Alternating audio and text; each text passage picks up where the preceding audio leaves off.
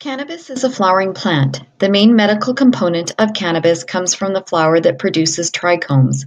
This is where the cannabinoids and terpenes are stored. Trichomes create a sticky resin full of terpenes in either CBD or THC, or a combination of both depending on the variety of plant species.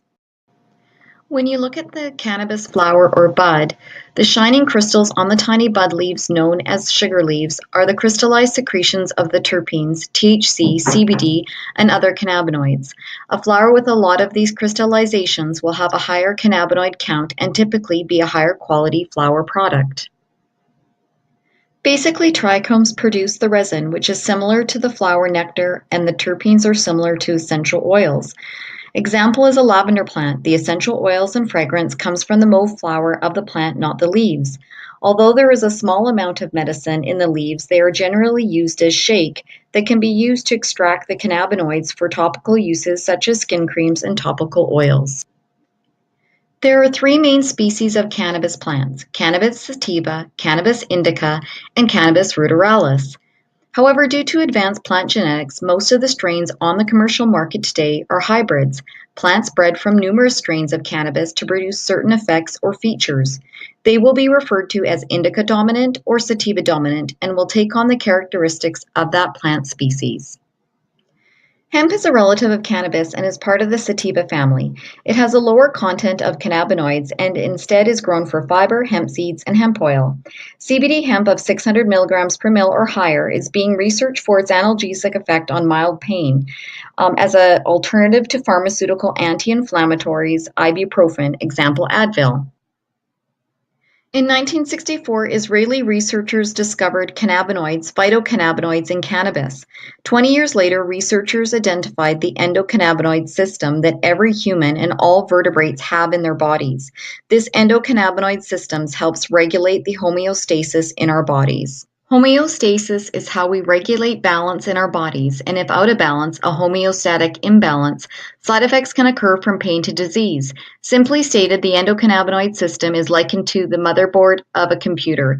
Just as a motherboard controls every function of a computer, the endocannabinoid system is involved directly or indirectly in every physiological response of the body. The body produces its own endocannabinoids called anandamide and AG2, which help control signaling by activating receptors in the brain and the organs and tissues throughout the body called CB1 and CB2. Research is revealing that the endocannabinoid system controls signaling between neurons, which supports such things as memory, appetite, inflammation, mood, and the immune system. It's easy to see then why we can draw a conclusion regarding the vital importance of the endocannabinoid system on our health and the state of our well-being. When the endocannabinoid system is compromised, it's also easy to understand why it would be important to take the steps to support it to bring it back into balance. Cannabis contains molecules similar in chemical composition to the endocannabinoids produced by our bodies. The cannabinoids interact with the receptors much like a lock and key. The receptor is a lock and the cannabinoid molecule is a key. When the cannabinoid key attaches to the receptor lock on the cell wall, the reaction is triggered, resulting in an effect on the brain and body. These receptors in our bodies bind with the many cannabinoids in cannabis, producing a long list of therapeutic effects including pain relief, the mediation of seizures attributed to epilepsy, spasticity from multiple sclerosis, and the management of many different health conditions and diseases. Although the best source of phytocannabinoids is cannabis, CBD, and THC, and high CBD hemp oil, researchers have found trace cannabinoids in hemp seeds, black pepper, cloves, cruciferous vegetables such as broccoli, cauliflower, cabbage, and Brussels sprouts, echinacea, panax ginseng, and current research is being done on black truffles and chocolate cacao. Tetrahydrocannabinol (THC) and cannabidiol (CBD) are the two primary cannabinoids that occur naturally in the cannabis plant. Both of these substances interact with the cannabinoid receptors found in the human body and brain, but they differ dramatically in their effects. CBD is psychoactive, however not psychotropic, which means that it will not get you feeling high. Because of this trait, CBD appears more frequently than THC in dietary and natural supplements. THC is the psychoactive and psychotropic component of the cannabis plant. In other words, THC is the primary agent responsible for creating the high associated with recreational cannabis use. This compound works in part by mimicking the effects of the anandamide and AG2. These neurotransmitters are produced naturally by the human body and help to modulate sleeping and eating habits, the perception of pain, and countless other bodily functions.